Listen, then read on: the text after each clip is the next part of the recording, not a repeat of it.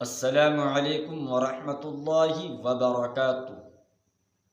جس بھائی نے اب تک یہ چینل سبسکرائب نہیں کیا ہے ان سے میری مؤدبانہ درخواست ہے کہ وہ جلد سے جلد یہ چینل ضرور سبسکرائب کریں۔ دیکھیے، میں نے پچھلی ویڈیو کے اندر آپ کو اس کے بارے میں بتایا تھا، کھانسی کے بارے میں یا جمائی لینے کے بارے میں بتایا تھا میں نے۔ تو انشاءاللہ میں اس ویڈیو کے اندر آپ لوگوں کو نماز کے اندر لطف کیسا آتا ہے اس کے بارے میں انشاءاللہ بتاؤں گا۔ دیکھیے، سب سے پہلے ہم کیا کرتے ہیں کہ نماز کے اندر خیالات آتے ہیں اور ہم اس پہ جمر جاتے ہیں، یعنی کہ بس خیالات پر سوچنے جاتے ہیں۔ ہمیں یہ نہیں پتہ رہتا کہ ہم نے 4 رکعت کی نیت باندھی تھی کہ ہم نے 2 پڑھی یا 3 پر ہی سلام پھیر دیا، ہمیں اتنا بھی معلوم نہیں ہوتا۔ بہرحال انسان ہے، غلطی ہو جاتی ہے، لیکن توجہ اگر انشاءاللہ نماز کے اندر رہے گی تو یہ غلطی بھی انشاءاللہ نہیں ہوگی۔ ہو جاتی ہے با اتفاق، لیکن ہر وقت نہیں۔ نماز اگر ہم دھیان کے ساتھ، توجہ کے ساتھ اور شوق کے ساتھ، لگن کے ساتھ پڑھیں گے تو انشاءاللہ ہمیں خود بے خود نماز کا لطف آنا شروع ہوگا، نماز کے اندر مزہ آنا شروع ہوگا، اللہ سے محبت پیدا ہوگی، نبی صلی اللہ علیہ وسلم کی محبت دل میں آئے گی۔ تو اب بتاؤ مجھے، اب انسان رکوع کرتا ہے یا سجدہ کرتا ہے، اب اس کی چاہے کتنی مرضی پڑھ لے وہ، لیکن اللہ نے کیوں کہا ہے کہ آپ 3 مرتبہ پڑھیں؟ اللہ نے کیوں کہا اگر 3 ہی اگر آپ زیادہ پڑھنا چاہتے ہیں 5 بار پڑھو، اگر آپ اور زیادہ پڑھنا چاہتے ہیں تو 7 بار پڑھیں؟ کیوں کہا اللہ نے؟ تاکہ تم نماز کے اندر گنو، پتہ لگے آپ کو میں نے کتنی بار پڑھا، تاکہ آپ کی توجہ نماز کے اندر ہو۔ اس لیے کہا ہے اللہ نے کہ 3 مرتبہ پڑھو یا 5 مرتبہ پڑھو۔ اور اللہ نے حکم کیوں دیا ہے کہ ہوٹ ہلاؤ نماز کے اندر؟ کیوں؟ کیونکہ نماز میں جب ہم ہوٹ ہلاتے ہیں تو ہماری توجہ رہتی ہے۔ ہمیں یہ نہیں پتا کہ میں نے الحمد شریف کے بعد پہلے کون سی سورت پڑھی تھی، اب دوسری رکعت میں کون سی پڑھنی ہے۔ تو نماز یہ خشوع و خضوع کا نام ہے۔ ہم نے آج نماز کو ایک بس ایسے ہی سمجھ لے کہ بس ایک ادا ہو رہی ہے فرض۔ ایسا نہیں کرنا کہ بس ہمیں قرض دوانا ہے، ہمیں تو اللہ کو راضی کرنا ہے نماز کے ذریعے سے، ہمیں تو اللہ کے احکام پورے کرنے ہیں۔ ایک بات بتاؤں مجھے، اگر آپ کی نماز اچھی ہوگی انشاءاللہ تو آپ باقی کے گناہوں سے بچو گے یا نہیں بچو گے؟ نماز تو برائیوں سے روکتی ہے۔ اگر ہماری نماز برائی سے نہیں روک رہی ہے تو اس کی ایک وجہ ہے، یا تو ہم نماز کو اچھی طرح پڑھ نہیں رہے ہیں، توجہ نہیں دے رہے ہیں، یا ہماری کہیں نہ کہیں کمی ہے کہ جو ہماری نماز ہمیں برائی سے نہیں روکتی۔ نماز تو برائی سے روکتی ہے انسان کو، تو اس لیے ہمیں نماز جو ہے دھیان کے ساتھ، توجہ کے ساتھ پڑھنی چاہیے، اور اپنی آواز کو اتنی بلند رکھنی چاہیے نماز کے اندر کہ اپنی آواز خود کانوں تک سنائی آ جائے کہ میں نے کیا پڑھا ہے، تبھی تو ہماری توجہ نماز کی طرف رہے گی۔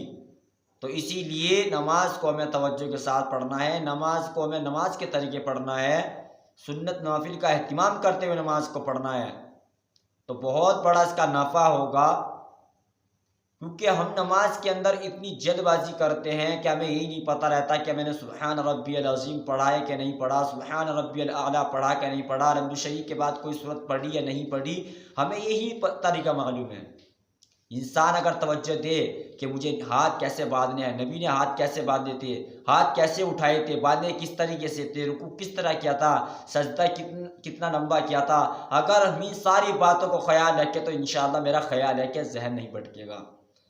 تو اسی لیے رکوع کس طریقہ ہے جو رکوع کریں، سجدہ کا جو طریقہ ہے سجدہ کریں، ہاتھ باندھنے کا جو طریقہ ہے ہاتھ باندھیں، ہاتھ اٹھانے کا طریقہ جو ہے ہاتھ اٹھائیں۔ مطلب ساری چیزیں ہمیں سیکھنی پڑے گی کہ نماز کس طریقے پڑھنی چاہیے، آپ صلی اللہ علیہ وسلم کس طریقے سے ہمیں نماز سکھا گئے، وہ کس طرح پڑھتے تھے، اور ہمیں ان کے مطابق کیسے زندگی گزارنی، کس طرح نماز پڑھیں گے۔ ہم نے اب تک یہ سوچا ہی نہیں، اور جو سوچ لیتا ہے وہ کامیاب ہوتا ہے۔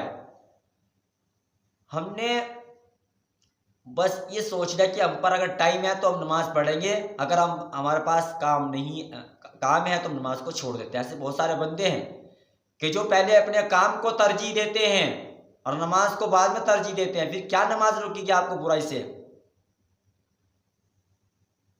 ابھی لاک ڈاؤن لگا تھا، لاک ڈاؤن کے چکر میں لوگوں نے 2 سال اپنی دکانیں بند رکھی ہے کہ نہیں رکھی؟ اگر ہم 10-15 منٹ اگر اللہ کے لیے دکان بند کر دیں، کیا ہمارا کچھ ہو جائے گا؟ کہ اللہ بھی راضی ہوگا، اللہ کے رسول بھی راضی ہوں گے؟ ہم نے تو صرف ایک فری ٹائم سمجھ لیا کہ ہمارے پاس ٹائم ہوگا تو ہم نماز پڑھیں گے، اگر ٹائم نہیں ہوگا تو ہم نماز نہیں پڑھیں گے۔ ایسا نہیں کرنا چاہیے۔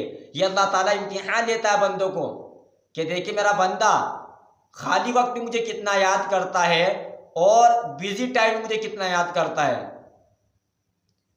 ہم تو اس طرح نماز چھوڑ دیتے ہیں کہ کچھ احساس ہی نہیں ہے ہماری زندگی پر۔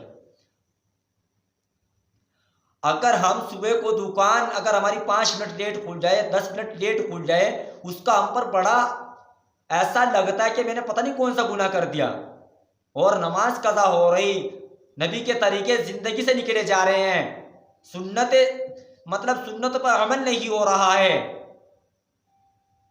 اور اس کا ہمارے دل پر ذرا احساس بھی نہیں ہوتا، اور دکان 1 گھنٹہ اگر لیٹ کھل جاتی ہے تو ہماری آنکھوں پہ آنسو آ جاتے ہیں کہ آج کا دن کیسے گزرے گا۔ آپ نے آج کے دن کے بارے میں سوچا ہے، لیکن کبھی بھی سوچا ہے کہ یہ زندگی جو اللہ نے مجھے سب سے بڑی نعمت عطا فرمائی ہے، جو اللہ نے اتنی بڑی مجھے نعمت دی ہے، وہ کبھی یہ نعمت واپس بھی لے سکتا ہے، وہ کسی بھی وقت مجھے اپنے پاس بلا سکتا ہے۔ کبھی یہ سوچا ہے کہ کسی وقت میری موت آ سکتی ہے، کسی وقت اللہ کا بلاوا آ سکتا ہے؟ ہم نے تو صرف فری ٹائم سمجھ لیا نماز کو۔ استغفر اللہ، ہمیں بچنا چاہیے ان گناہوں سے۔ ہمیں نماز کے ٹائم پہ کاروبار چھوڑ دینا چاہیے۔ کاروبار تو آپ پوری زندگی کرو گے، لیکن اگر نماز قضا ہو گئی تو اس کا ثواب تو نہیں ملنے گا آپ کو۔ ہماری عادت بن چکی ہے کہ جب نماز ٹائم قضا ہونے پر آیا تب ہم جا کے اپنا کاروبار چھوڑتے ہیں، اور اس میں بھی جلد بازی سے نماز پڑھتا ہے کہ کسی کا رکوع صحیح ہوا، کسی کا قیام صحیح نہیں ہوا، کہ ہماری قیام بھی صحیح ہو رہا ہے نہیں ہو رہا، ہمارا رکوع ٹھیک ہو رہا ہے نہیں ہو رہا، ہمیں اس کی کوئی پرواہ نہیں ہے۔ بس ہمیں تو کاروبار کی طرف توجہ دے دی۔ کاروبار بھی کرو، کون منع کرتا ہے آپ کو کاروبار کرنے سے؟ لیکن نماز کے ٹائم پہ خدا را نماز کے لیے تو مسجد میں آ جایا کرو۔ اور ہم تو خود تو نماز پڑھتے نہیں اور اپنی اولاد کو ڈانٹتے ہیں نماز کے لیے۔ جب تک کہ ماں باپ نماز نہیں پڑھیں گے تو اولاد کہاں سے آئے گی؟ یاد رکھنا، اگر آپ نماز پڑھو گے آپ کو اولاد کو کہنے کی نوبت بھی نہیں آئے گی، کیونکہ اولاد تو شوق کے لگن کے شوق میں جاتی ہے ماں باپ کے پیچھے۔ اگر باپ نمازی ہوگا تو بیٹا شوق کے ساتھ نماز پڑھنے جائے گا، ماں نمازی ہوگی تو بیٹی خود بخود شوق کے ساتھ مصلی بچھا کر کھڑے ہو جائے گی۔ اور ایسے بہت سارے گھر ہیں کہ جو ماں باپ نماز پڑھتے ہیں اور اولاد جو ہے ان کے پیچھے پیچھے نماز پڑھنے مسجد چلی جاتی ہے۔ بس ہم نے تو یہ سوچ رکھا اگر خالی بیٹھے تو چلو نماز ہی پڑھ لیں، اور جب کاروبار ہمارے ہاتھ میں آیا ہم تھوڑے سے بزی ہوئے، کام کر رہا تھا، تھوڑا تقاضا آ گیا تھا۔ بھائی اللہ سے بڑا تقاضا کسی انسان کا تقاضا ہے کہ ہم مسجدوں کے برابر میں ہماری دکانیں ہوتی ہیں، مسجدوں کے برابر میں ہمارے مکان ہوتے ہیں، ہم پھر بھی نہیں آتے؟ بعض جگہوں پر جا کر دیکھو کہ کئی کلومیٹر مسجد ہوتی ہے لیکن وہ پھر 5 وقت نماز پڑھ رہے ہیں۔ کیوں؟ کیونکہ ان کے دلوں کے اندر اللہ کی محبت ہے، اللہ کی محبت ان کے دلوں کے اندر ہے۔ تو میرے بھائیو، اللہ کی محبت اپنے دلوں کے اندر پیدا کرو، نبی کی محبت اپنے دلوں کے اندر پیدا کرو، کیونکہ اللہ کے رسول صلی اللہ علیہ وسلم نے فرمایا، ارشاد فرمایا کہ کم سے کم موت کو 20 بار تو دن میں یاد کر لیا کرو۔ صحابہ نے پوچھا کہ اللہ کے رسول صلی اللہ علیہ وسلم موت کو 20 مرتبہ یاد کرنے سے کیا فائدہ ہوگا، ہمیں کیا حاصل ہوگا؟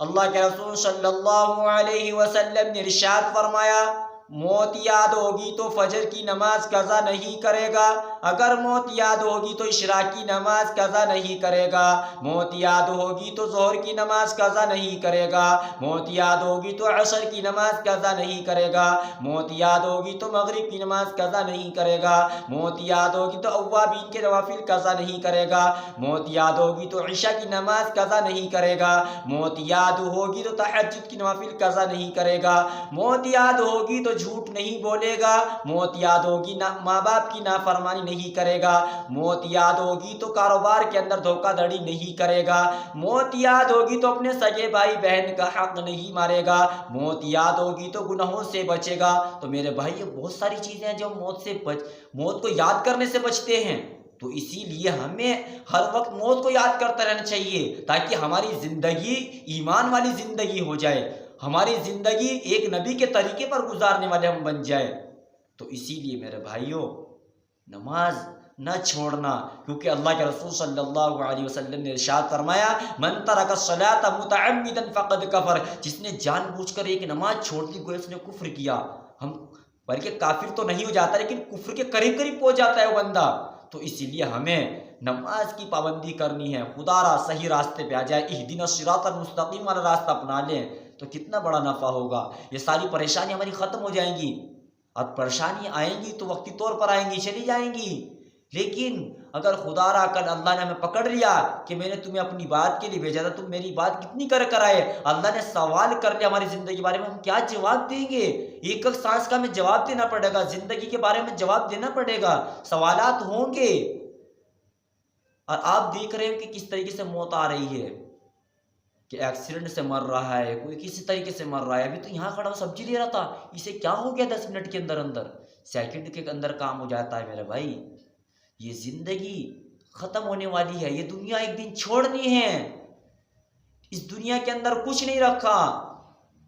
اللہ کو یاد کرو، نبی کے طریقے پر زندگی گزارو۔ ہم نے تو فضول کاموں کے اندر اپنا وقت گزارے، اپنا وقت کو برباد کر رکھا ہے ہم لوگوں نے۔